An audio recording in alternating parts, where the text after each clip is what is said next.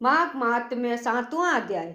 चित्रगुप्त ने उन दोनों के कर्मों की आलोचना करके दूतों से कहा कि बड़े भाई कुंडल को घोर नरक में डालो और दूसरे भाई भी कुंडल को स्वर्ग में ले जाओ जहाँ उत्तम भोग है। तब एक दूत तो कुंडल को नरक में फेंकने के लिए ले गया और दूसरा दूत बड़ी नम्रता से कहने लगा कि हे विकुंडल, चलो तुम अच्छे कर्मों से स्वर्ग को प्राप्त होकर अनेक प्रकार के भोगों को भोगो। तभी कुंडल बड़े विस्मय के साथ मन में संशय धारण कर दूत से कहने लगा कि हे हम यमदूत, मेरे मन में बड़ी भारी शंका उत्पन्न हो गई, अतएव मैं तुमसे कुछ पूछता हूँ। कृपया करके मेरे इन प्रश्नों का उत्तर दो। हम दोनों भाई एक ही कुल में उत्पन्न हुए, एक जैसे ही कर्म करते रहे।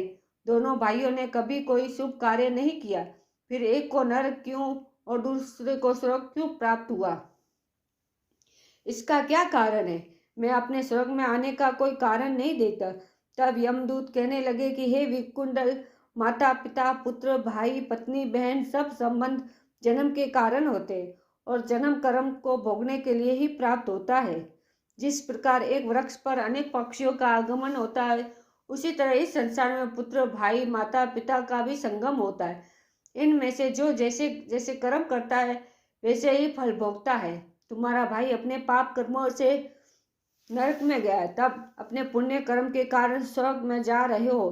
तब विकुंडल ने आश्चर्य से पूछा कि मैंने तो आज जन्म कोई धर्म का कार्य नहीं किया, सदैव पापों में ही लगा रहा। मैं अपने पुण्य कर्म को नहीं जानता। यदि तुम मेरे पुण्य के कर्म को जानते हो तो कृपा करके बताइए। तब देवदूत कहने लगे कि मैं सब प्राणियों को भली भांति जानता हूँ, तुम नहीं जानते। सुनो, हरि मित्र का पुत्र सुमित्र नाम का ब्राह्मण था, जिसका आश्रम यमुना नदी के दक्षिणोत्तर दिशा में था। उसके साथ जंगल में ही तुम्हारी मित्रता हो गई और उसके साथ तुमने 2 बार माघ मास में श्री यमुना जी में स्नान किया था। पहली बार स्नान करने से तुम्हारे सब पाप नष्ट हो गए और दूसरी बार स्नान करने से तुमको स्वर्ग प्राप्त हुआ।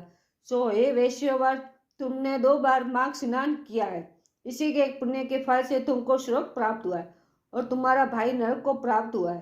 दत्तात्रेय जी कहने लगे कि इस प्रकार वह भाई के दुखों से अति दुखी होकर निम्रता पूर्वक मीठे वचनों से दूतों से कहने लगा कि हे दूतों, सज्जन पुरुषों के साथ पग चलने से मित्रता हो जाती है और ये कल्याणकारी होती है।